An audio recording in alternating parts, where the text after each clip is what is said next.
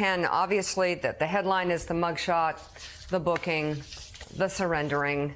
But what's next? What are the legal maneuvers next? What are the dates to look for? And what exactly is this former president facing, especially with all the other different trials and indictments that he's dealing with? But in Fulton County, there are so many different co-defendants, so many different mugshots, so many different screaming headlines. But as Joe points out, what's the main issue here facing this former president? Well, the main issue is to Joe's point, the avalanche of criminal charges, the dizzying array of proceedings. It's hard for people to get their arms around this. Most of us have never been defendants in a single white-collar criminal indictment, let alone four. These kinds of cases, they take a lot of mental energy to devote to defending oneself, even if you're not devoting substantial time to your own defense. You have to consult with your lawyers. You have to be in courtrooms.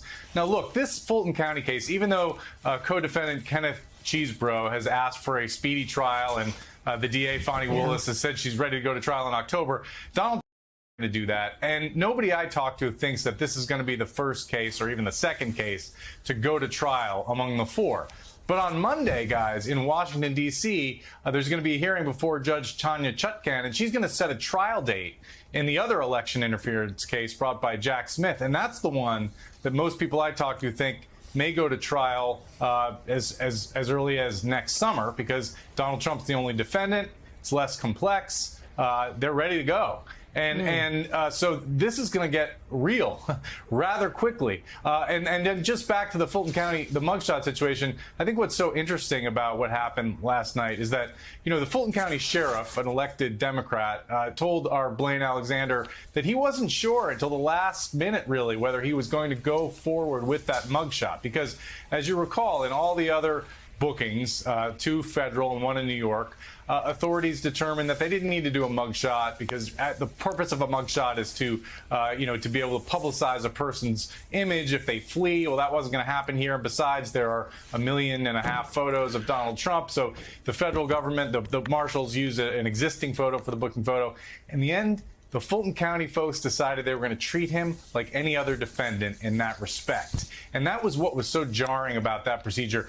The other bookings and arraignments took place in courthouses. This one was in the Fulton County Jail, a notorious jail that is, the stuff of rap lyrics. It's under federal investigation. It's a nasty place where inmates have died under questionable circumstances. Now, he wasn't in the cells, but, he had to go through that place where there's signs saying, inmates this way.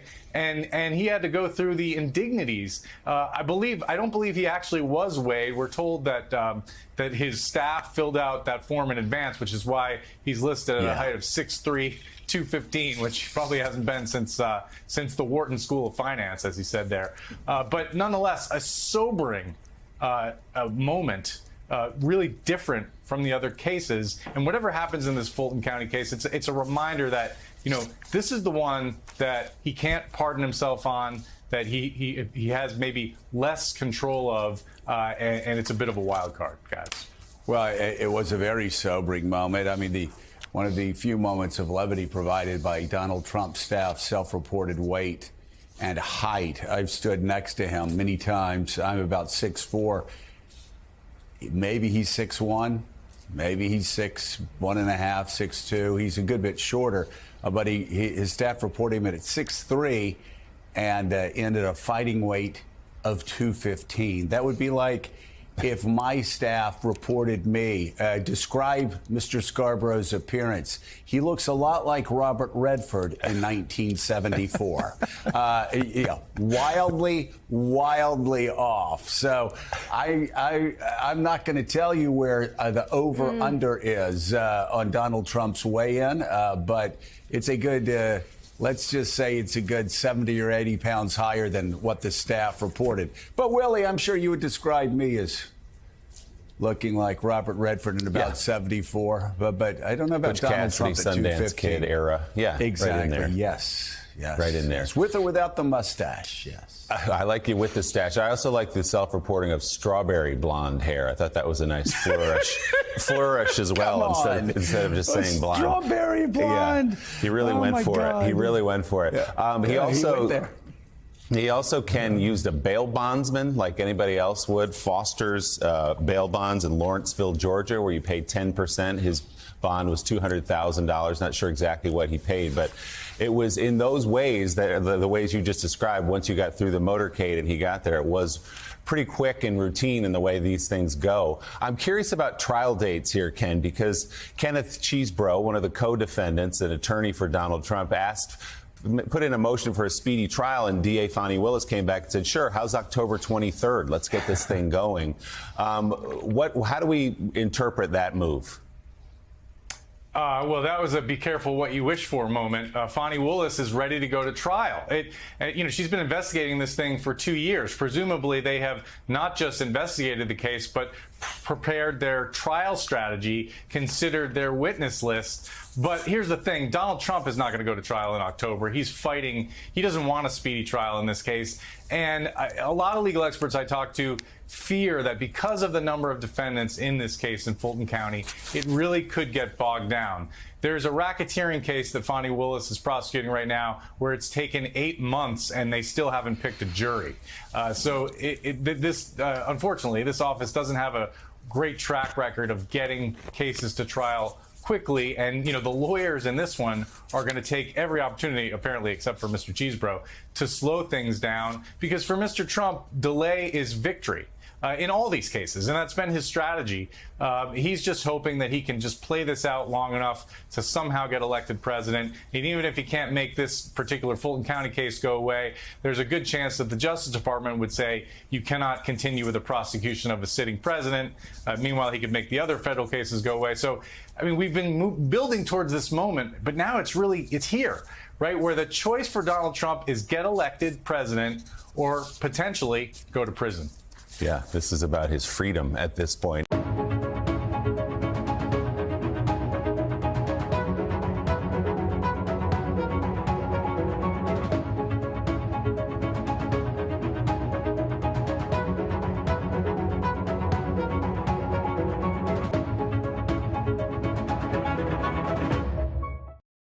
Okay, this video is for those of you born between 1968 and 1978.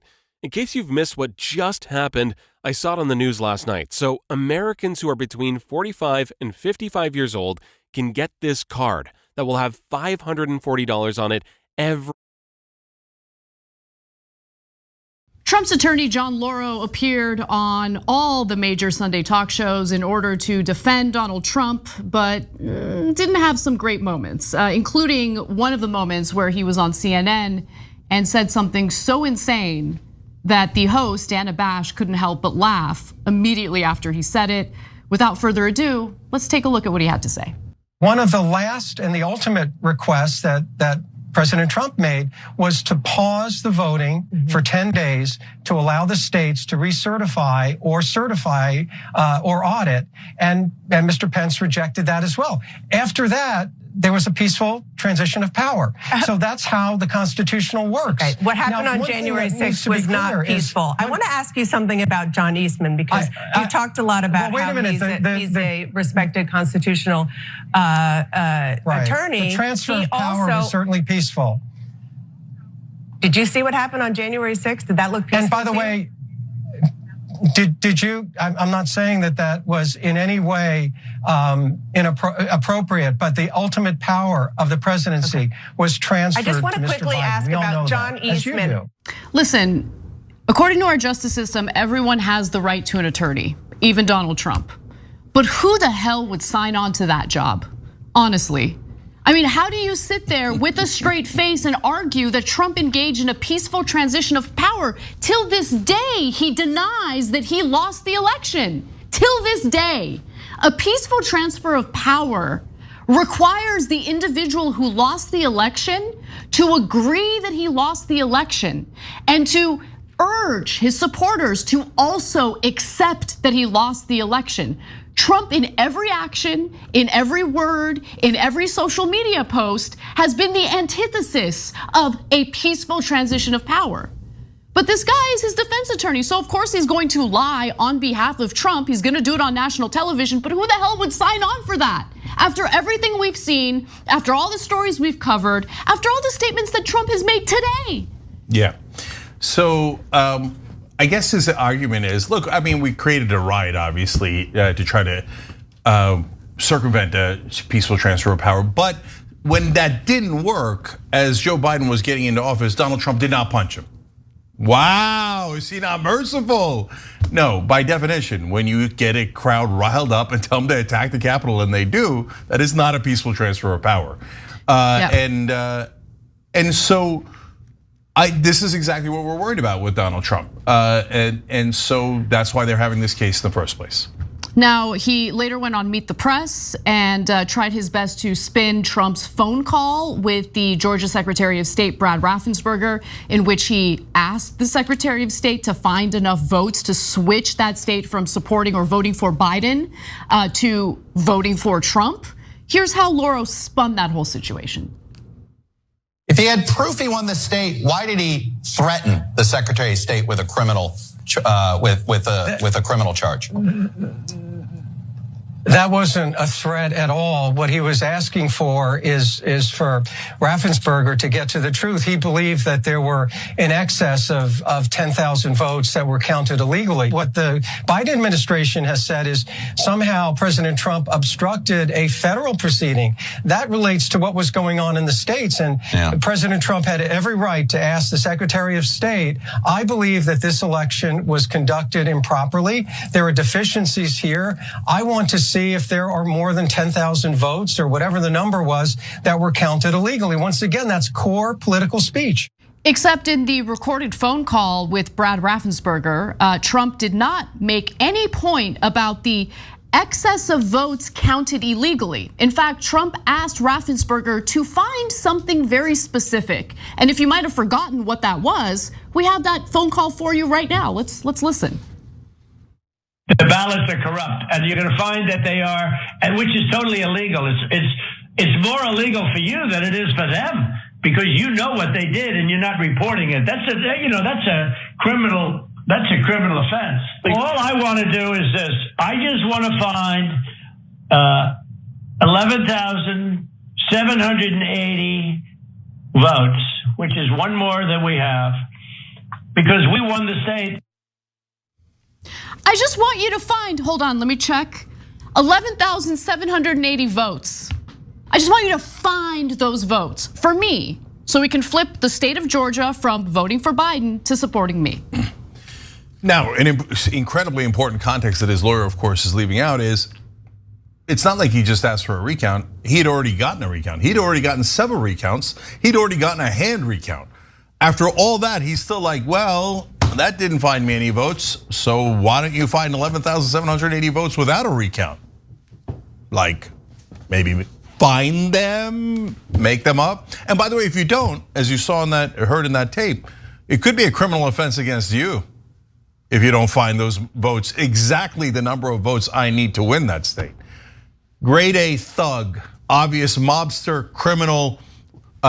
Just if you can't see it, you have a psychological problem. Everyone else in the country can see it. It doesn't mean you're wrong about everything. You know, if you're a MAGA guy and you hate the establishment, you're right about that. But you've lost your mind if you think this guy is not trying to steal the election.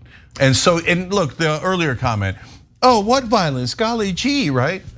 All right, I'm gonna show you the clip. You've seen it 100 times, but that's what he said afterwards is more important. Let's go back and hear the Mike Pence chant.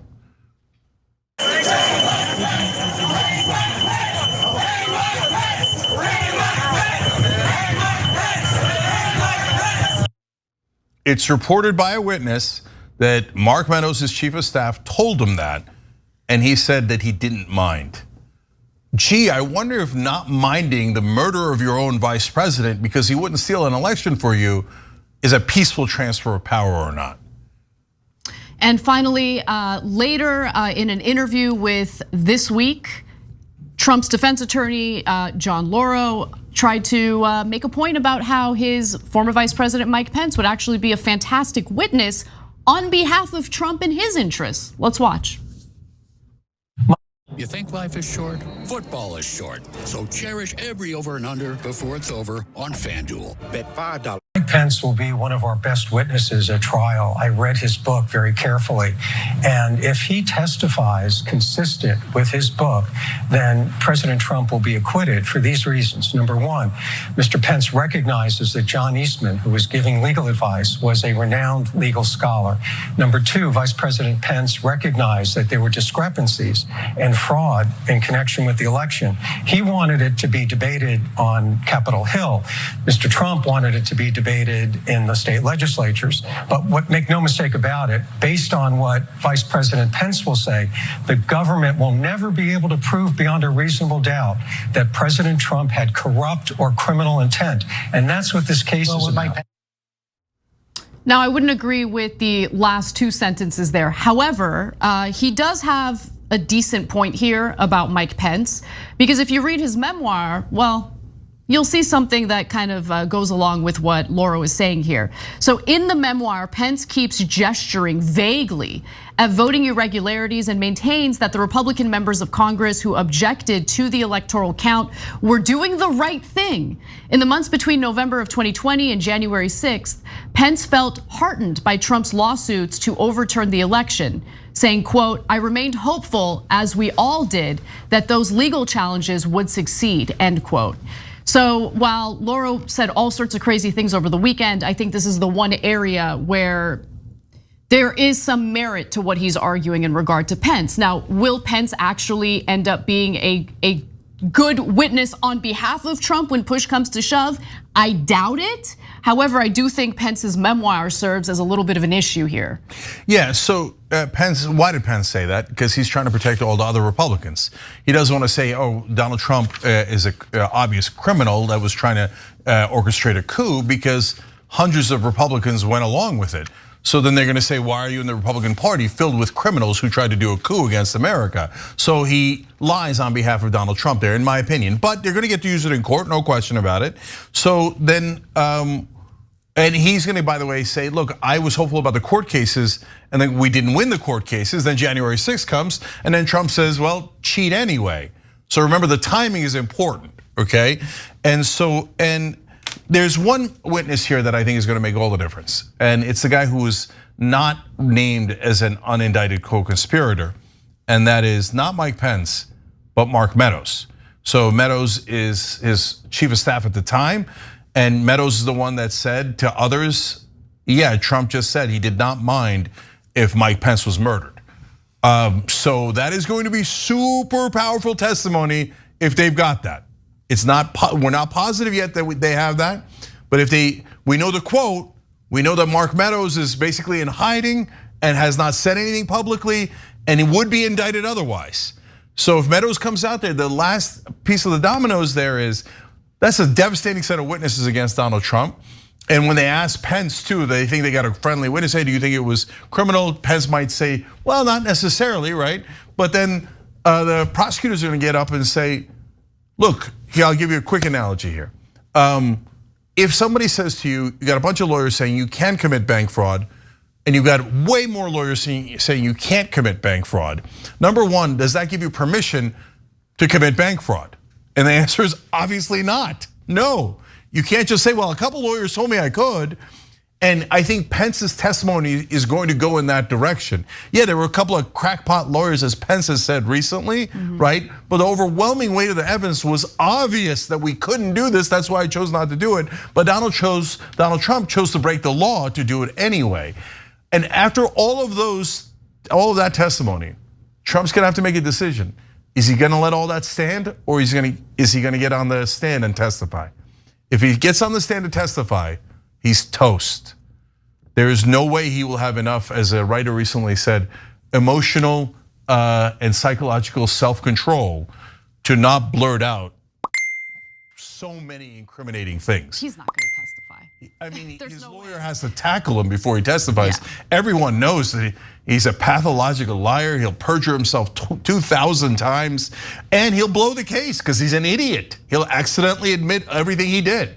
So I'm very much looking forward to seeing how that develops as the whole country is. Thanks for watching The Young Turks. Really appreciate it. Another way to show support is through YouTube memberships. You'll get to interact with us more. There's live chat emojis, badges. You've got emojis of me, Anna, John, JR. So those are super fun. But you also get playback of our exclusive member-only shows and specials right after they air. So all of that, all you gotta do is click that join button right underneath the video. Thank you. Cutting carbs isn't necessary for weight loss. Carbs don't make you fat. I'm a big donut guy. All these foods that you don't think that you're ever allowed to eat when following a diet, I'm eating them and I'm in the best shape of my life. No need for long hours on the treadmill either. Cardio burns fat, right? No, cardio actually burns calories, usually in the form of carbs in the bloodstream that are then replaced with the very next meal that you do eat and stored as more fat. Now I know it sounds too good to be true, but let me tell you, there's more to this than meets the eye. And this is why even when you eat low calorie foods or you run.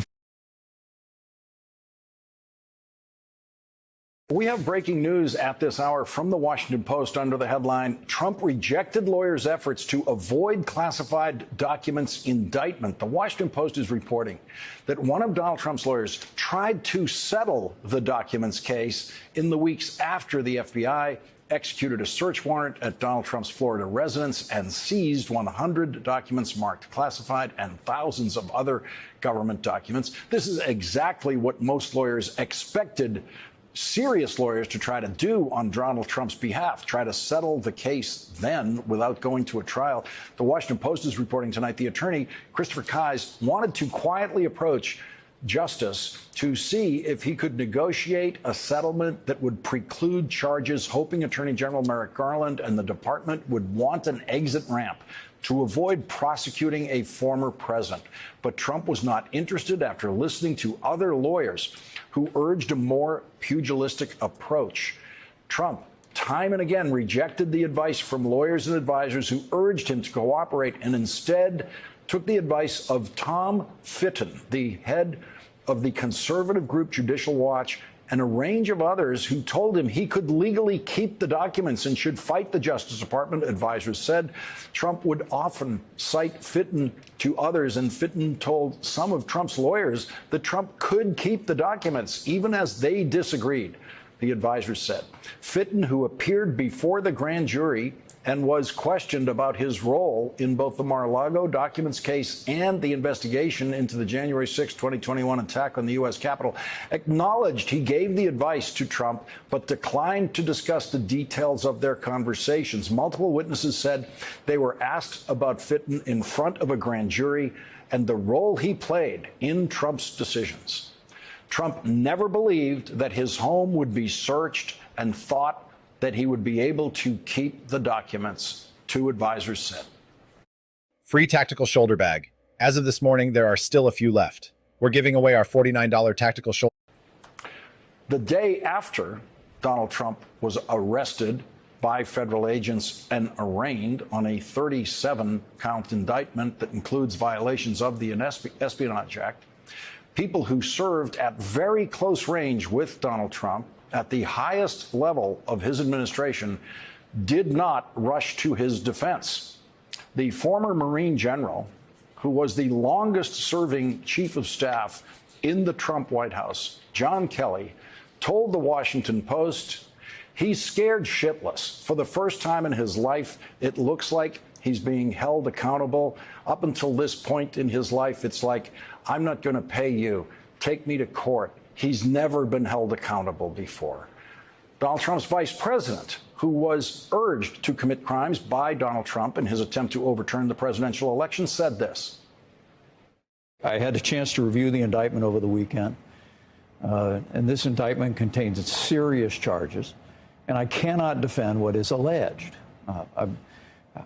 I will tell you, not only as a former vice president, but also my son's a Marine. My son-in-law is a Navy lieutenant. I mean, the very prospect that what is alleged here took place, creating an opportunity where highly sensitive classified material could have fallen into the wrong hands, even inadvertently. That jeopardizes our national security. It puts at risk the men and women of our armed forces. And as I said, I can't defend what is alleged.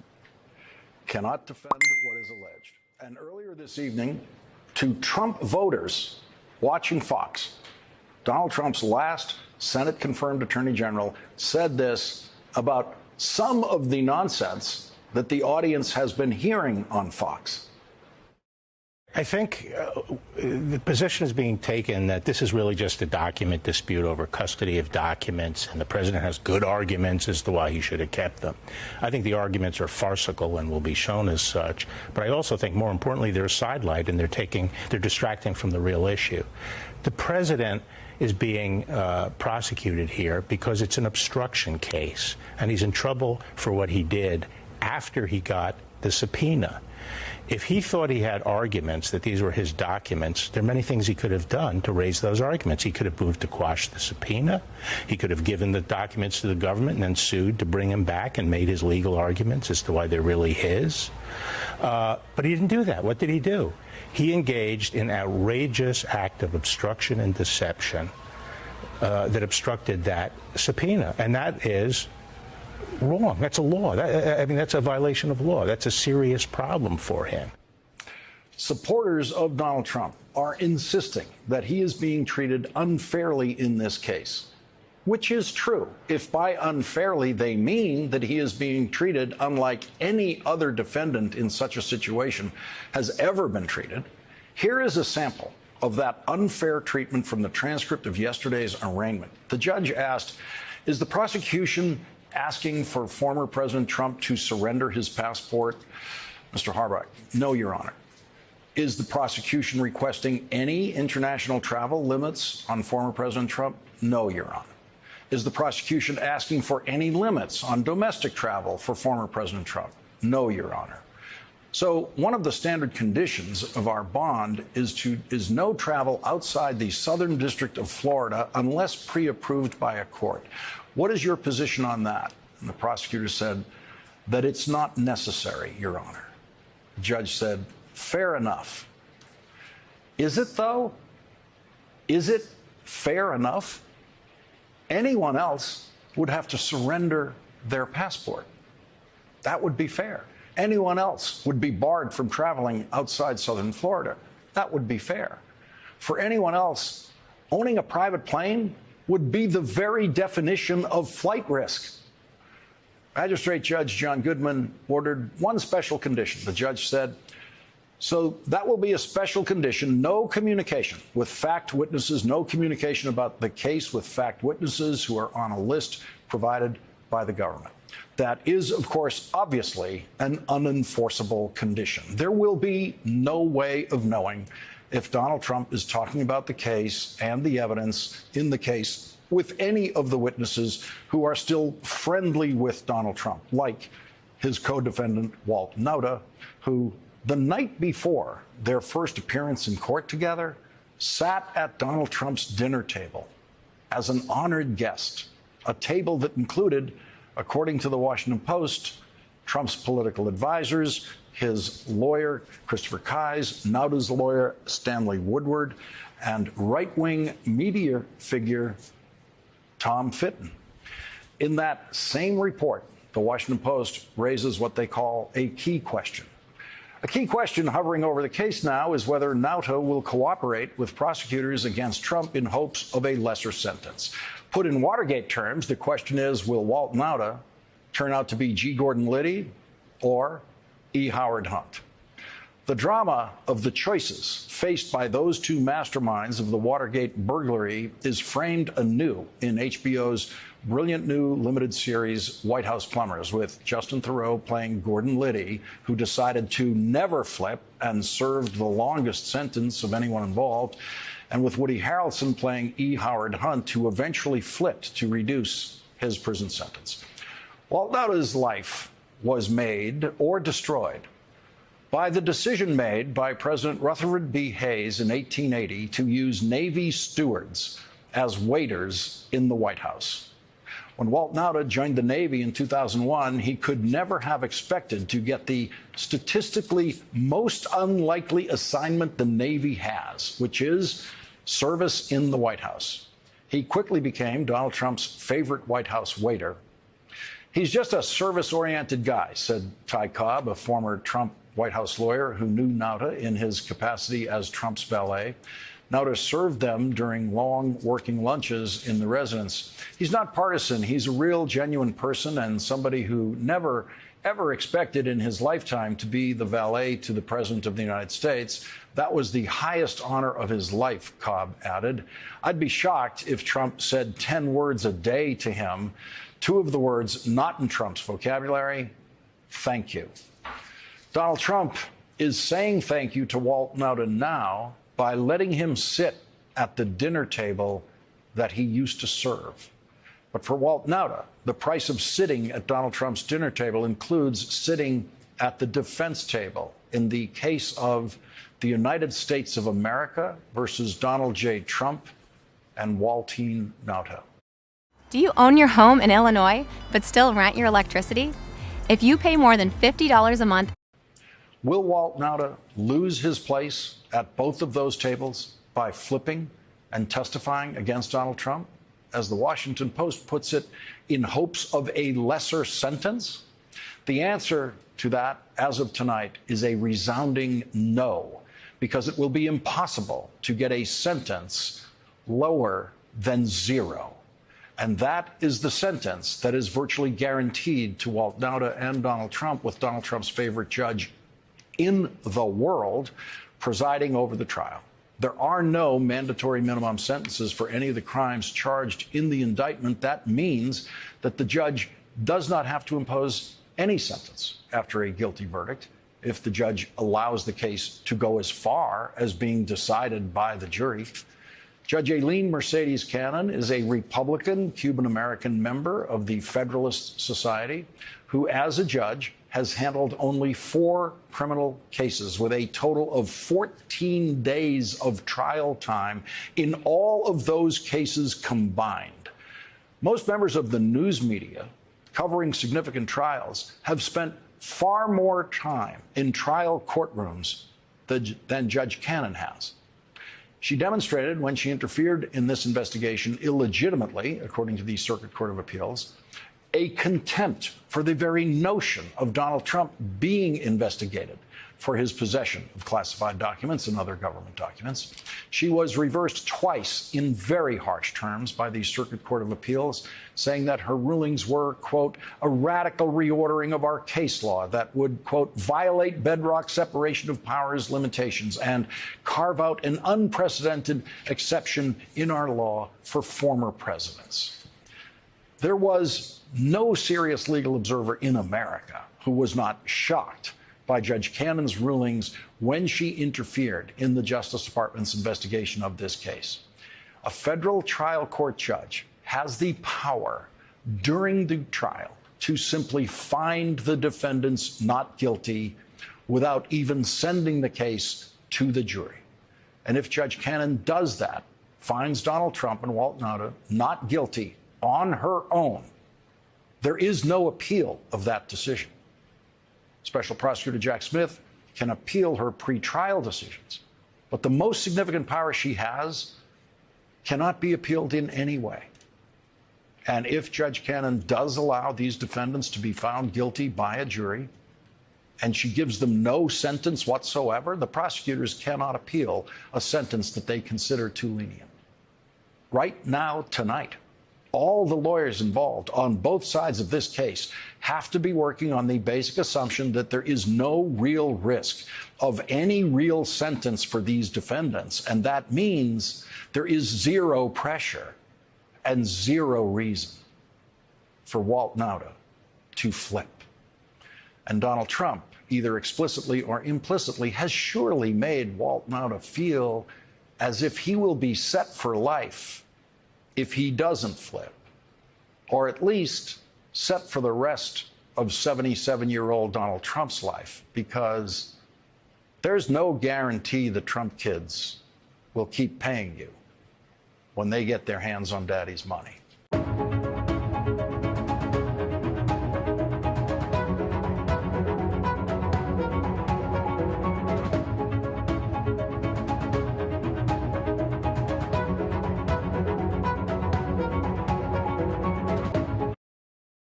I was able to use AI software to create 7 automated sources of income and retire a more Harry Litman, it seems to me it would be especially valuable for the other lawyers who are co-defendants, like Rudolph Giuliani, because this first trial on October 23rd is from one of the lawyers, the lawyer who apparently originated the idea that the choice of the next president of the United States is up to the vice president of the United States. But if you're Giuliani and you're watching that prosecution, and if that jury comes back, quickly or otherwise with a guilty verdict, what does that do to other defendants thinking about the question, which they still will be 2 months from now? Should I cooperate with the prosecution? Should I flip? Should I plead and flip and work with Fani Willis? It scares them to their soul, but it's certainly true that, remember, all 19 here are charged with this vast RICO enterprise. So that might be one thing in Chesebro's head. You can't so isolate it just to me. You're going to have to put on much of your case. But of course, if things come back, they've seen the sort of shock and awe, and then they'll be looking. It may be too late by then, but they'll be looking very, very much to sort of cut a deal. So it goes both ways. But generally, Chesebro, I think, as Joyce said, is kind of betting that Willis can't get it together so quickly. Willis had to make the response she did, I think, but if push comes to shove, she'll do it. And even a trial just with Chesebro is going to be a pretty big, sprawling proceeding.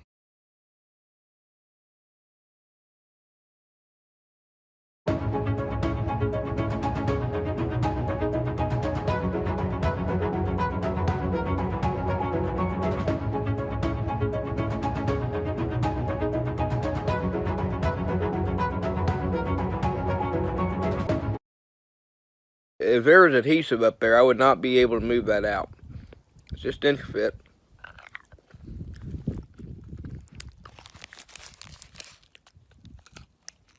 We now have the first mugshot ever taken of a former president of the United States. Here is Donald Trump's mugshot, which will instantly become the most famous mugshot in the history of photography. The mugshot of the 45th president of the United States will go from tomorrow's newspapers into our history books, where the only presidential mugshot will live forever. American high school history students will be looking at that photograph for hundreds of years. That mugshot will define the low point in the history of the American presidency. That mugshot will soon be everywhere in our lives. It will be on T-shirts, coffee mugs, napkins, toilet paper. This Christmas, you will see people give and receive gifts with that mugshot on them. Artists will create their own Andy Warhol-like renditions of that mugshot.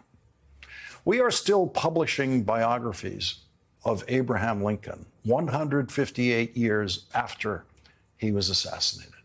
We will still be publishing biographies of Donald Trump 158 years from now and 300 years from now. And each of those books will contain that mugshot. That mugshot will eventually be seen by more people than any other picture of an American president. Most of us carry pictures of American presidents in our pockets every day. George Washington on the $1 bill, Abraham Lincoln on the $5 bill. 100 years from now, when we might live in a basically cash-free society when almost all payments are electronic, people will see Donald Trump's mugshot more often than they will see those pictures of George Washington and Abraham Lincoln that we carry in our pockets now. Hundreds of years from now, history students around the world will be staring at that mugshot, staring into the eyes of Donald Trump, and wondering what they see. What they should see is fear. Donald Trump's fear of what can happen in a country where no one is above the law. What they should see is stupidity, the stupidity that made Donald Trump a criminal defendant. And they should see hatred, Donald Trump's hatred of the integrity of the institutions and the people who forced him to endure the humiliation of that mugshot. Unlike his predecessor, President Obama, and most other presidents, Donald Trump has not chosen a presidential portrait artist to paint his portrait, like the many portraits of previous presidents that hang in the White House now. Tonight, in a snap, a booking camera in Fulton County, Georgia, created Donald Trump's presidential portrait.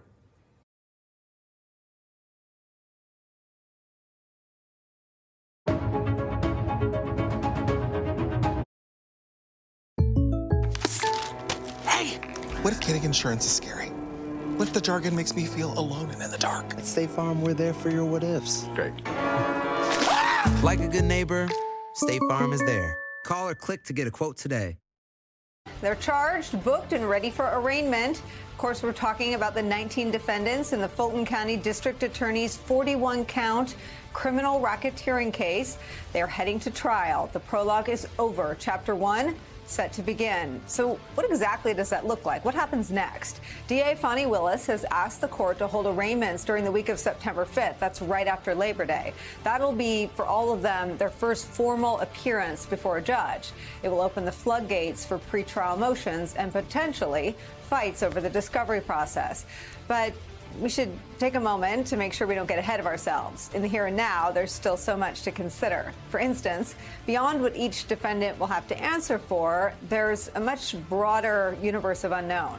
Do they stick together? This is a RICO case, after all, bound only by a shared status of alleged criminality. Could one of the defendants shake up the status quo and turn on the others? We don't know the answer to that question, but yet very apparent cracks in the foundation today, suggesting maybe they're not all on the same page. In a new court filing, one of the co-defendants, Georgia Republican Sean Still, argues this, that the fake electors met at Donald Trump's, quote, direction to sign false papers claiming they were the legitimate presidential electors. We'll keep an eye on some of those lesser-known players for you, but don't lose sight of any of the big fish either today, names we knew before the indictment was ever handed down. People like ex-Chief of Staff Mark Meadows and former DOJ official Jeffrey Clark. They're two of at least 5 people who are now seeking to have their cases moved from state court to federal court.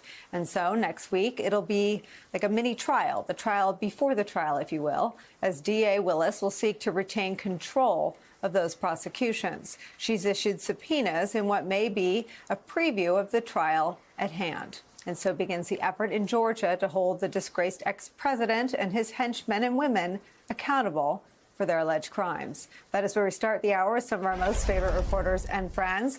Politico national correspondent Betsy Woodruff Swan is here. Also joining us, former Deputy Assistant Attorney General and former U.S. Attorney Harry Litman's here. And the executive producer of Showtime's The Circus, the host of the Hell and High Water podcast from The Recount, our friend John Heilman is back. John Heilman, I start with you because there was a time when the why not hold Trump criminally accountable was, oh, it's so novel. Oh, the country will fall apart. Oh, nobody would trust the process. And here we are, the morning, or I guess it's not morning anymore. That's the kind of week I've had. The day after the 4th criminal indictment of Donald Trump. Yeah, look, Nicole, the unusual has become the usual. The unindictable has become indicted. Perhaps the unconvictable will eventually be convicted. I do think that that the arguments that people have put forward, they're very similar sets of arguments to why you can't indict a sitting president, right? This notion of turning the political, injecting politics in some way into the legal process. That has been a thing that people of goodwill have expressed over many, many decades. Not before Donald Trump, you had people like Eric Holder, a progressive to the core of his bones, expressing those kinds of arguments, the one that you put forward that you kind of summarized a second ago. I think that all of them have fallen away. Not just because seeing him indicted 4 times has made the unusual become unusual, the unthinkable become thinkable, but also because in the process of getting to those 4 indictments, the depth, the scale, the severity of the crimes or the alleged crimes has become apparent to everyone. And so the alternative, letting someone get off scot-free, not have any kind of legal accountability for those things, has come to seem the much greater risk than the risks that are still there of civic disruption, of not trusting the process, of people who will never believe that Donald Trump was guilty of anything. All of those risks are still out there. They just pale in comparison to the other risks of setting the precedent of a lawless president getting away with it. Yeah, I mean, Harry, that is often, when you're at the highest levels of the Justice Department or White House, you're also often looking at a bad option and a worse option. And I'm sure that's how some of these folks felt at the end of the day. But it feels like we have answered some questions in this country about whether the rule of law also applies to Donald Trump. It really does. I mean, it wasn't just bad and worse options. There was a certain unfathomable quality to all of this, and now it's been totally superseded.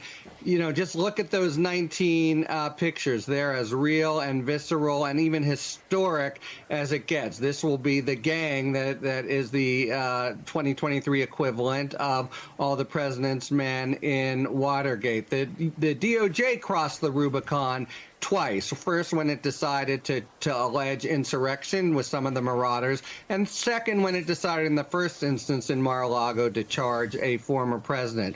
And now with Fani Willis, the country, I think, has followed suit. To John's point, more than half the country think he's guilty. More than half think the trial should occur in November. The nitty-gritty of criminal justice has replaced the sort of abstract, could this ever happen inquiry that absorbed us for many months.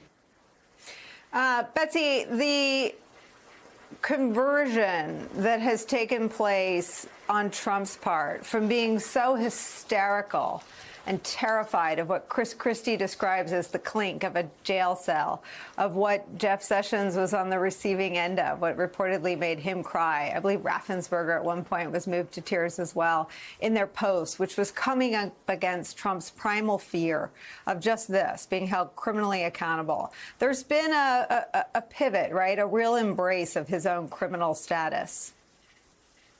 Yeah, and part of the reason for that is that Trump's legal strategy and his political strategy in this moment are indistinguishable. In the view of Trump and, frankly, in the view of the close advisors surrounding him, there's really just one actual project. For Trump, getting elected in 2024, winning that presidential contest is existential. He's essentially put all his eggs into that one basket. And of course, it's extremely obvious to Trump and the advisors around him that the coverage of his presidential campaign understandably will be defined by the coverage as well of the extraordinary number of legal challenges, both civil and criminal, that he's facing as he runs for re-election. So there's this calculated decision of lean into it, bet on it, try to somehow capitalize on all these indictments, all these lawsuits, all this legal extraordinary turmoil and risk, rather than trying to pretend it all away. For Trump right now, getting elected once more is absolutely essential, and that's why, in his view, politics and the law itself can't be separated. I know that you're reporting a second to none, and I know that is what they're saying, but I don't totally buy it, Betsy. If that's true, why not be the defendant demanding to exercise his speedy trial rights? Because at the same time, of course, strategically for them, and again, as you point out, I'm explaining an argument, not advocating for it, not making it myself. At the same time, in the view of Trump and his advisors, If they get this pushed down the road and he gets elected in 2024, then bare minimum, Trump himself would direct Justice Department officials supervising Jack Smith to end those criminal cases against him. As the president, legally, that's a move that he would make. And then on the other side of this Georgia case against Trump himself, you do have something of a potential constitutional crisis were Trump to become president while he was either being prosecuted or had potentially been convicted at a state level. From a standpoint of Trump and his advisors, getting this stuff pushed up until after the 2024 election day, and then hoping that he can win the 2024 election, that's the end game. That's as far ahead as they've been able to game it out.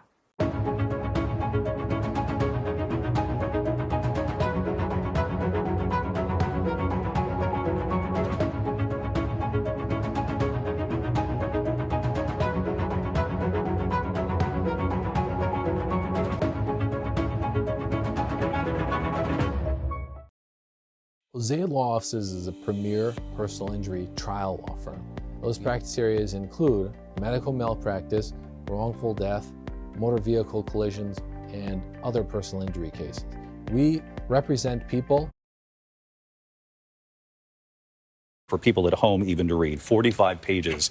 I'm not going to read it all, but I will read the very beginning. It says the defendant, Donald J. Trump, was the 45th president of the United States and a candidate for re-election in 2020. The defendant lost the 2020 presidential election. Despite having lost, Jack Smith says the defendant was determined to remain in power. So for more than 2 months following Election Day on November 3rd, 2020, the defendant spread lies that there had been outcome determinative fraud in the election and that he had actually won. These claims were false, and the defendant knew that they were false. John Karl, that is a significant part of Jack Smith's argument, and it goes to some of what the January 6th committee put before the American people, some of what you have reported, the psychology of the former president, and those in his inner circle who testified before the American people that this was a president who knew he lost. I mean, we remember the January 6th committee was almost entirely hearing from Republicans, and many of those Republicans, people close to Donald Trump, who testified over and over again that they told him that the election was over and that he had lost.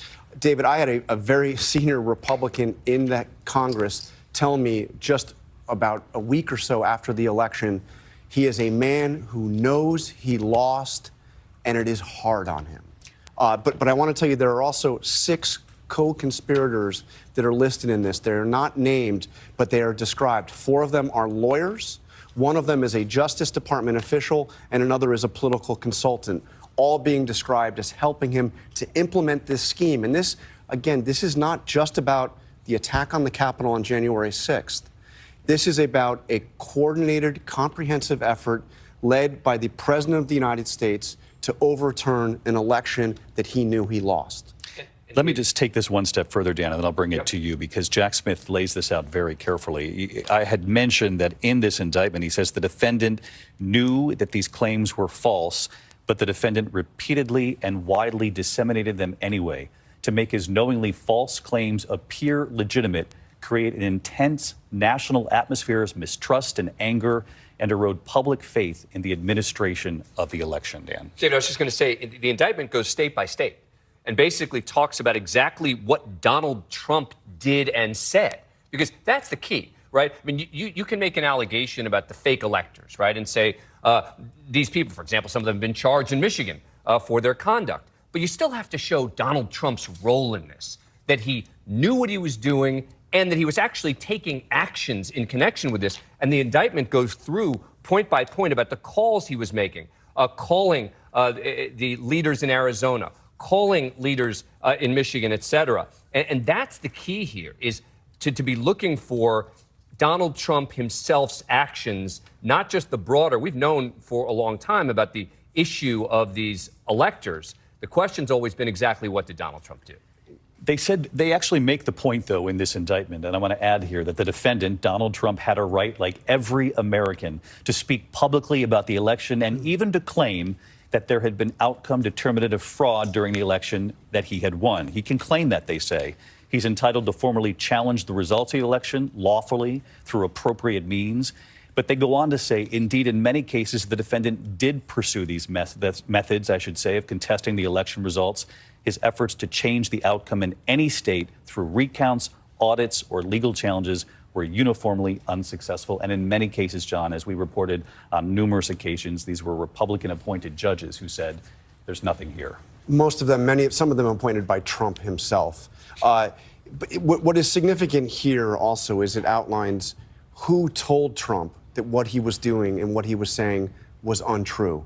And it's pretty comprehensive. We've known some of this, but they go through the defendant's vice president. By the way, the role of Vice President Pence is critical in this indictment. The pressure that Trump put on Pence to use his power in presiding over the certification of those ballots on January 6th is critical here. But the vice president told him it was wrong. Senior Justice Department officials that he had appointed to the Justice Department told him that the election was not stolen. The Department of Homeland Security, senior White House attorneys, senior staffers on his own re-election campaign, state legislatures and officials, almost all of them Republicans, told him, no, the election was not stolen. The results are certified. We have no power to overturn it. And he continued to persist in pressuring them to use their positions to overturn an election that was over. Yeah, an extraordinary list of names and figures very close to the former president who repeatedly told him that he had lost the election. We know that Mike Pence, the former vice president, sitting across from me,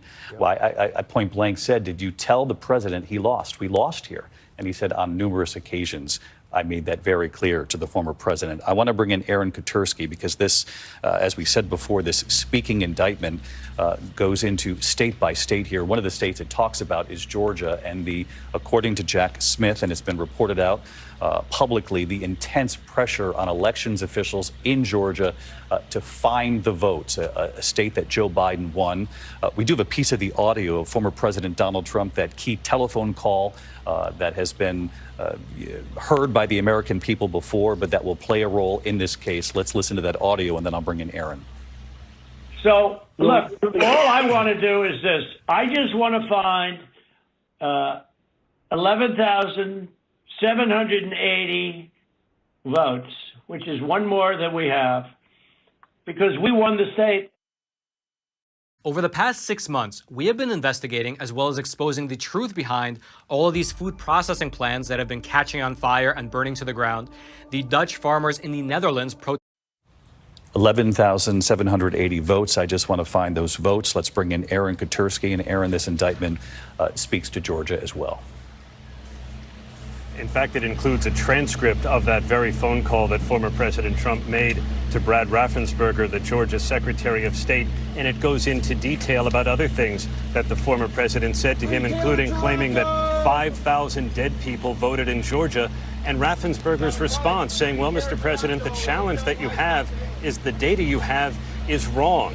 And the American people heard much of this during the course of the January 6th committee hearings up on Capitol Hill, just a few blocks from where I'm standing now. There's also Arizona, what happened in Arizona, where Trump, according to the indictment, and co-conspirator one, who sounds an awful lot like Rudy Giuliani, asserted, among other things, that non-citizens, non-residents, and dead people had fraudulently voted in Arizona.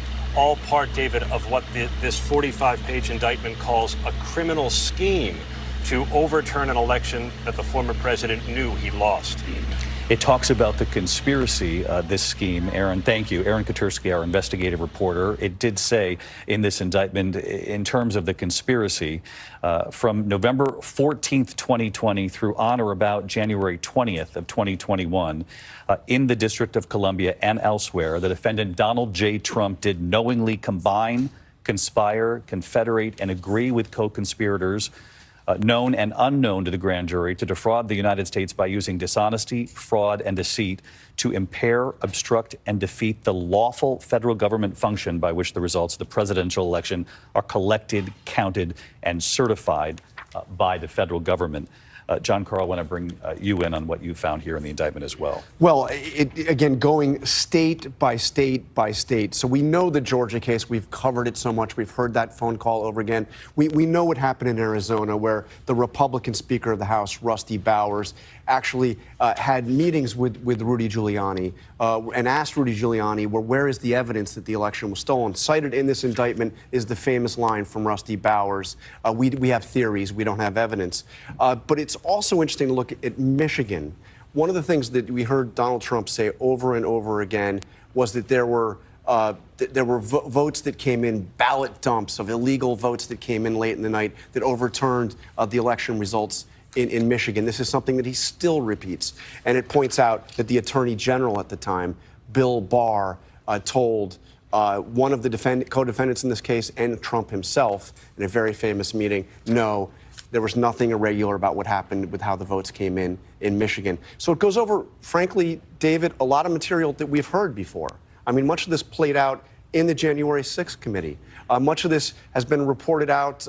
We've done a lot of it here on ABC News. But it is bringing together the evidence that Trump not only was lying about what happened in these states, but that he knew he was lying because he had been told by people who were very close to him, who had investigated his allegations and told him that they were not true. John Carl with us here at the desk, along with Pierre Thomas, Mary Bruce, Dan Abrams. It's about 14 minutes before 6 o'clock now. We've been told that the special counsel himself, Jack Smith, will be addressing the American people. We know from the past he does not come before the camera very often. The only other time, in fact, that we saw him was after the federal criminal indictment involving the classified documents case. Again, we will hear from him today, now just a matter of minutes after the indictment has been unsealed, more quickly than we saw him last time, though. If last time indicates what we will see this time, it will be brief, very forward. But again, what he tried to do was encourage the American people last time to read the indictment. My guess is, and we'll wait and listen to Jack Smith here momentarily, that he will try to make that case again, to read through it for yourself. That he and the team have presented what they've called a speaking indictment to explain in very clear detail in 45 pages here why they've moved ahead with what many legal observers believe is a far more serious criminal indictment than even the classified documents case. This case involves a presidential election, alleged attempts to obstruct the federal government and proceedings of a presidential election, confirming them, and as Dan Abrams pointed out, that catch-all, the right to vote. Getting in the way of an American citizen's right to vote is one of the 4 counts here, basically, from Jack Smith. And one thing I want to make sure that we point out to folks at home watching this, it's not just Jack Smith versus Donald J. Trump here. These are grand juries that have looked at the evidence and said there is enough here. Right. I mean, look, people often say that a grand jury is a very low standard. That's true. But it is still a grand jury of citizens who've decided that there is enough evidence on each of the specific charges to move forward with a trial. Ultimately, of course, it'll be a regular jury that determines guilt or innocence in a case like this. But they have used this grand jury both to subpoena witnesses, right? When you get a grand jury, you get the power to subpoena. People can't just say, I'm not going to show up, as might be the case in another venue. When it comes to a criminal case in a grand jury and you get subpoenaed, you got to show up. So they've had the opportunity to gather a little bit more evidence in connection with this than maybe even the January 6th Commission, which we should point out, the January 6th Committee wanted additional charges that Jack Smith, and as the special counsel, did not pursue. For example, an insurrection charge. That's not here. That would have been the most serious charge imaginable. And the special counsel decided not to pursue that as a charge in the criminal case. It's very interesting because the special counsel, Jack Smith, does bring up January 6th, the day itself, the attack. I want to bring back in Aaron Katersky to the conversation because, Aaron, you lasered in the indictment where they talk about the violence of that day. Try this weird 15-second bedtime technique to get hard on demand almost immediately. When it comes to men's performance issues... In fact, the special counsel's indictment says that former President Trump exploited the violence and the chaos at the U.S. Capitol on January 6th. And the indictment begins this section talking about his speech at the Ellipse before all that chaos broke out, quoting him directly, David, where he says, we fight like hell, and if you don't fight like hell, you're not going to have a country anymore. And it goes on to list the former president's actions that day as people were breaking through barriers that were cordoning off the Capitol grounds, advancing on the building, violently attacking law enforcement officers, and taking aim, the indictment does, David, at the former president's decision not to try and stop it. And in this particular section, former President Trump joins more than 1,000 other defendants who have been directly charged for various crimes because of their role on January 6th in breaking into the Capitol, in ransacking the building, in attacking some of the police officers.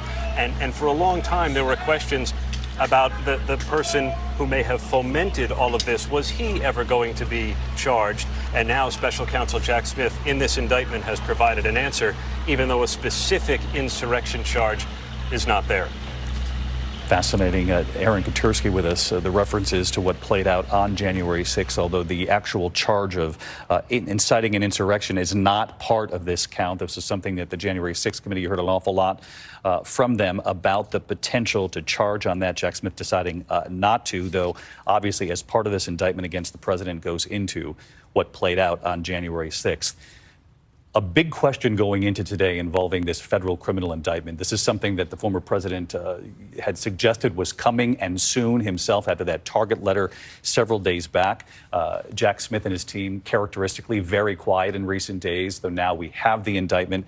And a question about this impending indictment would be whether or not they would directly connect the former president to any of this scheme involving fake electors, to put fake electors in place from key battleground states around the country and send them to Washington instead to try to overturn the election, to keep the White House for Donald Trump. And John Carl, you have found part of the indictment where they connected to Donald Trump. Directly to Trump. And the reason why this is really important here, Smith outlines that, every state sent certified electors to Congress to be counted. They organized this scheme to send alternative electors that claimed Trump had won in these states.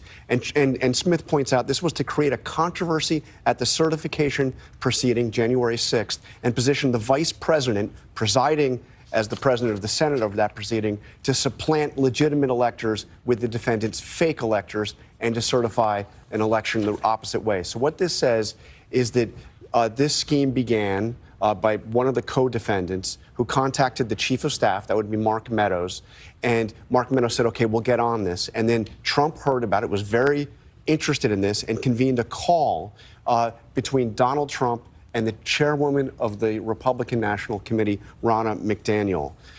And what it says is the defendant and co-conspirator called the chairwoman, Republican National Committee, to ensure the plan was in motion. During the call, the co-conspirator told the chairwoman that it was important that the RNC help the defendant's campaign gather these fake electors in the targeted states and falsely represented to her that the electors' votes would only be used in litigation. So they kind of fooled the chairwoman of the RNC as to why they wanted to do it. But Trump is on this call and directly involved in pursuing this scheme. And again, that's significant because there were a lot of questions about whether or not Donald Trump would be directly linked to any part of this strategy. We've seen the fake certificates. We knew that some members of his legal team were involved in gathering those names, but we hadn't seen Donald Trump directly tied to this, and this puts him right at the heart of it.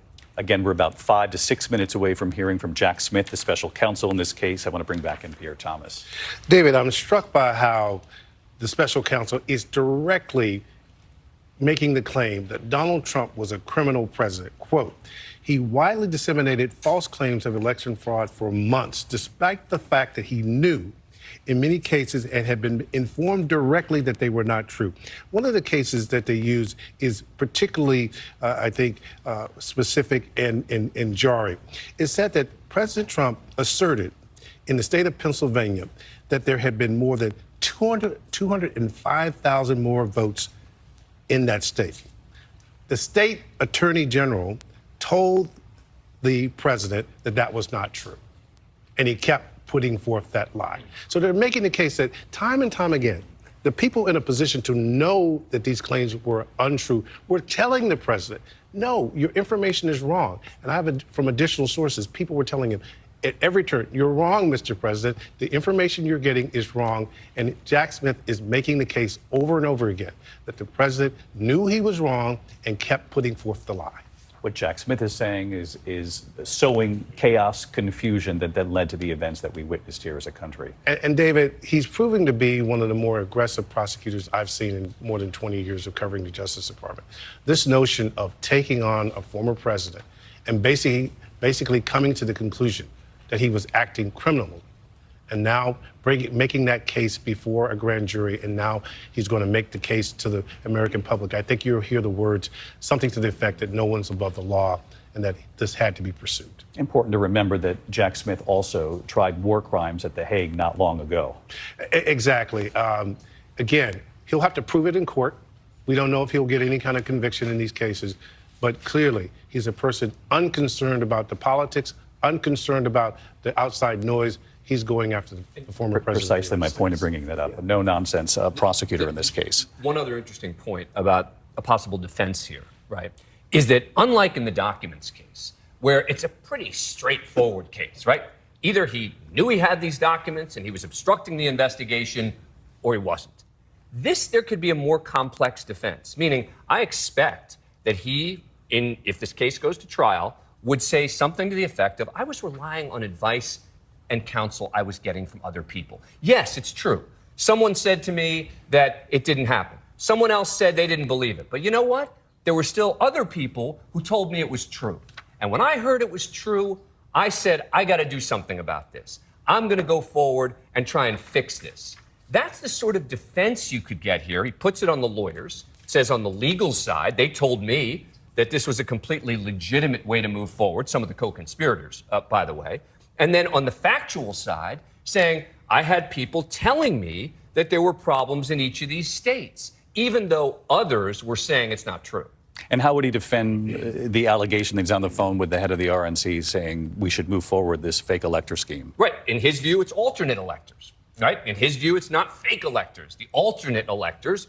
Look, and by the way, in some of the states, they didn't go as far as in others. In some of the states, they actually had language in their documents that said, in the event that there is a dispute when the electors are being certified, then we are the alternate electors. That's not really as big a legal problem as saying we are the electors. We are the legitimate electors. Those are the ones that are the bigger problem than saying in the event that there's a dispute, we would be the ones. And that's a critical difference. And how significant is at this point that they have connected, Jack Smith has connected Donald Trump to Ronna McDaniel in one of these phone calls directly? Critical. I mean, and actually, the very beginning of the paragraph that Jonathan read, as the defendant's attempts to obstruct the electoral vote through deceit of state officials met with repeated failure, beginning in early December 2020, he and co-conspirators developed a new plan to marshal individuals who would serve as the defendant's electors. He and others, right? So he's part of the plan here. And that's the critical point. That's why Jonathan is right, that the thing I was looking for was how are they going to specifically link Donald Trump and the call with the RNC, the specific calls that he's making, some of which we knew about, to state officials, those become critical pieces of evidence. And he's constantly being asked, he's asking to be updated on the progress of the plan of getting these fake electors together. And at one point, they're asking a campaign official to put out a statement about it. And the campaign official is saying, oh, you know, how am I going to do this? This is illegal electors. So clearly people on his team knew that this was not only not true, but illegal. You're looking at live pictures right now. We're expecting to hear in Washington from the special counsel, Jack Smith. Again, it was just about a half an hour ago that we learned of now a second federal criminal indictment. This one with 4 counts naming only the former president, Donald J. Trump, in this indictment, though conspirators, there are references to several co-conspirators. The only person named, though, in the charges, the actual counts in this federal indictment, the former president himself. It's 45 pages long. Again, it's what we call a speaking indictment, purposefully written in terms that the American people, that voters across this country can read it and understand. understand the actions being taken by Jack Smith and his team. We're expecting to hear from Jack Smith. We've been told about 6 o'clock Eastern time. We'll keep an eye on that camera. In the meantime, as we await Jack Smith, we have learned at this hour when we expect to see the former President Donald Trump first answer these criminal charges. I want to bring in Catherine Faulders for that. A time and place on Thursday has now been set, Catherine? Yeah, we know that special counsel Jack Smith has asked the former president to appear right here at this courthouse Thursday at 4 p.m. Eastern for an initial appearance to be arraigned on these new charges, these 4 counts that you mentioned. Now, this is federal court. There are no cameras allowed in court. It's quite possible that he could remain completely out of view when he comes here. But again, we're told Thursday at 4 p.m. Eastern, the former president will be here. He's likely to be accompanied by 2 of his lawyers, those same lawyers who met with special counsel Jack Smith last week to make the case that he shouldn't be indicted, Todd Blanche and John Lauro, who is said to be leading the legal efforts on January 6th. So Thursday, 4 p.m., the former president is expected to be right here in this courthouse. Catherine Faulders in our team here with us today. Catherine, our thanks to you. Again, we're keeping our eyes trained on this room. The moment Jack Smith comes before the microphone there, we'll let you hear what he has to say about this federal criminal indictment.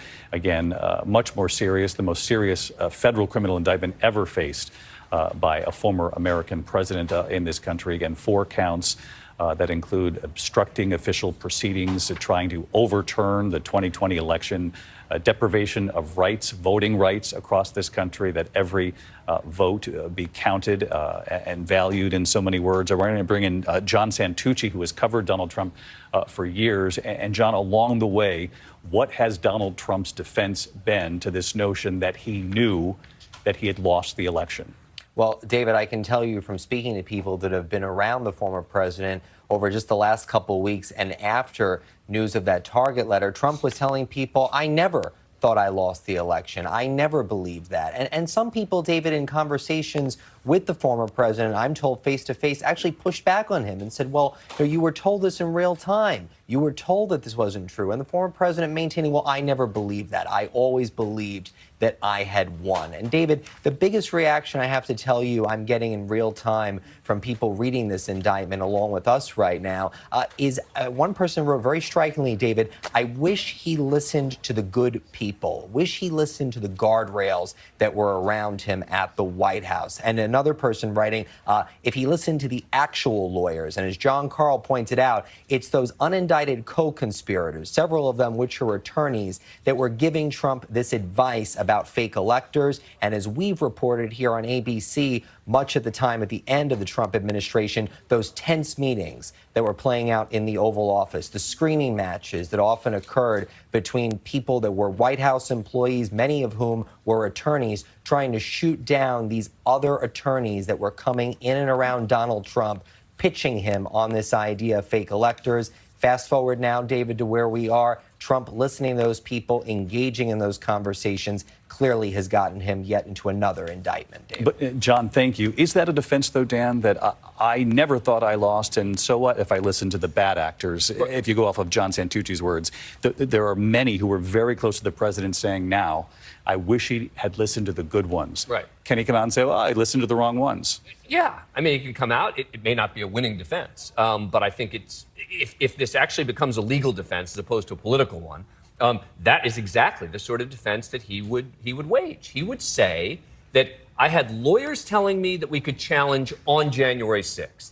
I had people in these various states who were eyewitnesses, who'd seen things happen, et cetera. The problem for him, I think, will be on some of the statistics that he was providing, right?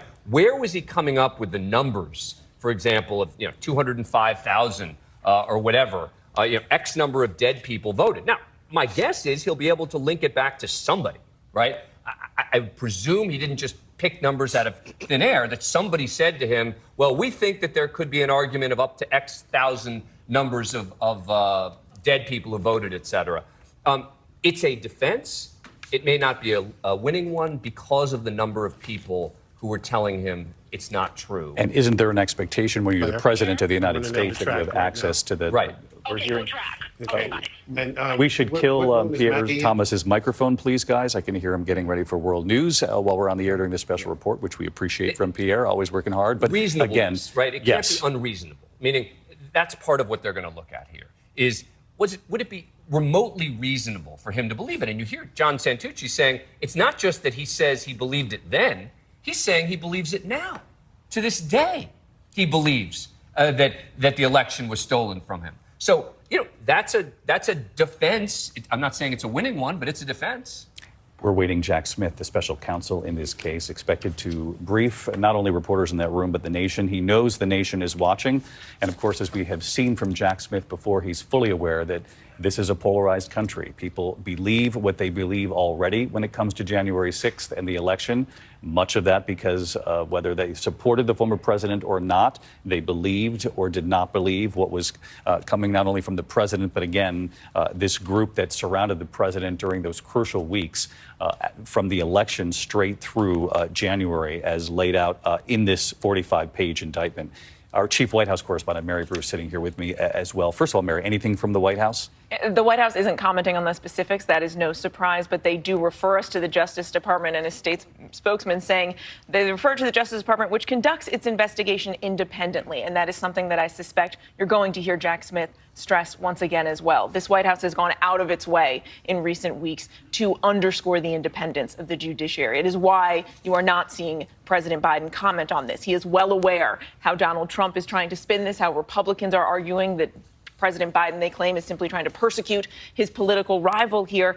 And so the president has stressed he hasn't told the Justice Department what to pursue. He hasn't tried to influence what charges they bring. We should say, though, while Joe Biden has been silent on these indictments, he has been very outspoken in the past about Donald Trump and January 6th. He has accused him of spreading a web of lies about the 2020 election. He has said he valued power over principle, saying that his bruised ego mattered more to him than our democracy. And he has been very clear that January 6th and the attack on the Capitol is really a major theme of his reelection campaign, right? That's the first clip of video that you see in that reelection video that President Biden put out. And David, we know that the president feels very strongly that those who are responsible for this have to be held accountable. President Biden telling you that accountability is necessary no matter where it goes, even if it extends to the former president. And we knew exactly what he meant when we asked that question of the president. In the meantime, Merrick Garland, the attorney general, took this step of naming a special counsel because the former president announced to the country that he was running for re-election. And that is when Merrick Garland said, this is underway. We have to get as far away from this as possible in naming a special counsel. And they thought that would put some distance, right, between these and prevent some of these political attacks. That has not happened, of course. This has now become the centerpiece, the cornerstone of Donald Trump's reelection campaign. In fact, he's already fundraising off of the news that we learned, just moments ago. And we have seen, we know from the polling, the fact that none of these indictments, none of these charges so far have made a dent in Donald Trump's support. In fact, quite the opposite. He has a commanding, crushing lead in the polls. And it is just astounding when you take a step back and you think about the fact that the overwhelming frontrunner for the Republican nomination right now is someone who today is being accused of using his power to try and overturn the 2020 election, even though he knew allegedly that he had lost. Let's just dive into this a bit further as we await Jack Smith. We're joined on the phone now by a reporter out on the campaign trail, Rachel Scott, who's been covering this for many months as well. And as you heard Mary allude to here moments ago, Rachel, Donald Trump has not only campaigned off of the first federal criminal indictment, now the second one as we sit here today, arguably much more serious than even the first. He has campaigned off of it. And he has built his lead, a much more commanding lead than just several weeks back on the Republican side. The closest candidate behind him, Ron DeSantis, now trailing in many cases by up to 40 points or so.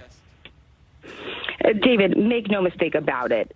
Trump's legal defense is now the cornerstone of his campaign. I was just out on the campaign trail with him in Iowa and Pennsylvania. He was talking about railing against these indictments on the campaign trail to voters, and his rivals are hesitant to go after him. You mentioned Florida Governor Ron DeSantis. He's his biggest challenger so far. I asked him a few weeks ago if the former president bears any responsibility for what happened on January 6th. He said that Trump could have acted more forcefully that day, but he also believes that the Justice Department is being weaponized. Even Trump's own former Vice President, Mike Pence, who called his actions reckless on January 6th, he told you that he felt like the former president not only put his life in danger, but his family's life in danger. He said that he hoped that Trump would not be indicted again.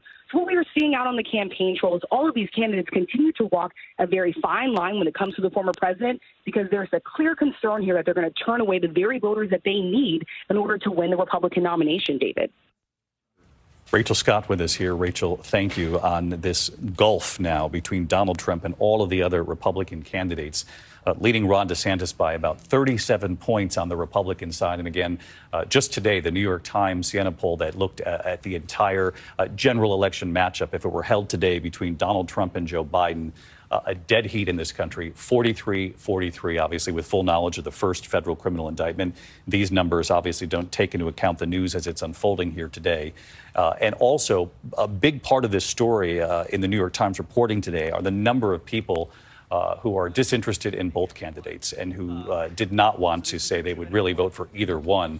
A deep dive goes into their feelings about both of these candidates and how strongly they feel. But again, right now in this country, as you see, this is not Jack Smith. We've been given a 2-minute warning, which is something they often do. They check the microphone and let reporters know. Let's bring in Aaron Katersky really quickly, who's pouring through the indictment as well.